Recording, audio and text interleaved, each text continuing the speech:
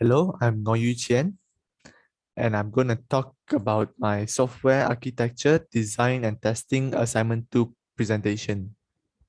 So let's cut to the chase and start with the introduction.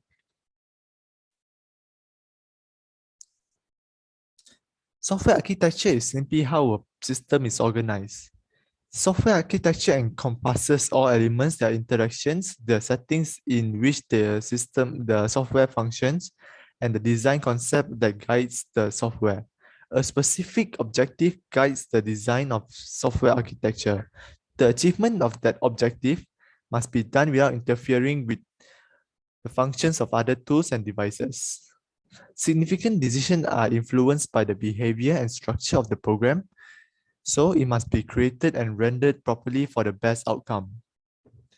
So let's start with the question. For the question, I chose figure 2 to be explained.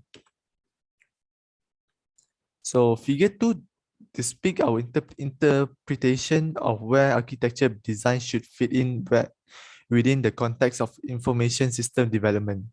The diagram represents the complex of some of which components are happening simultaneously. Architecture design takes place in a variety of settings, including the organization and technical environment. Using a predetermined set of needs and a set of recurrent patterns that the architecture determines, it generates a description of the architecture. For the remainder of the process, neither of the description of the architecture nor the recurrent patterns will be definite, but they will change as the analysis and design process progresses. So the development team must already begin with the presumption of the architecture structure and the patterns connected to it.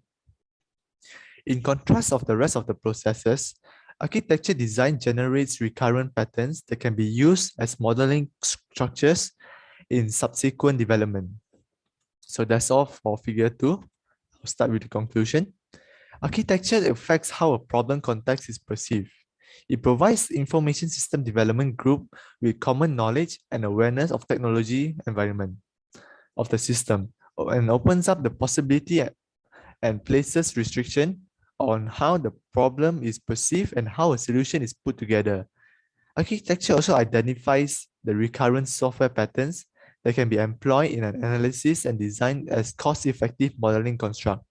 To use this architecture-specific modeling construct, however, methods engineering must be included as well as adaptable tools that can be adjusted to fit these modeling constructs. So that's all for my assignment 2. So thank you.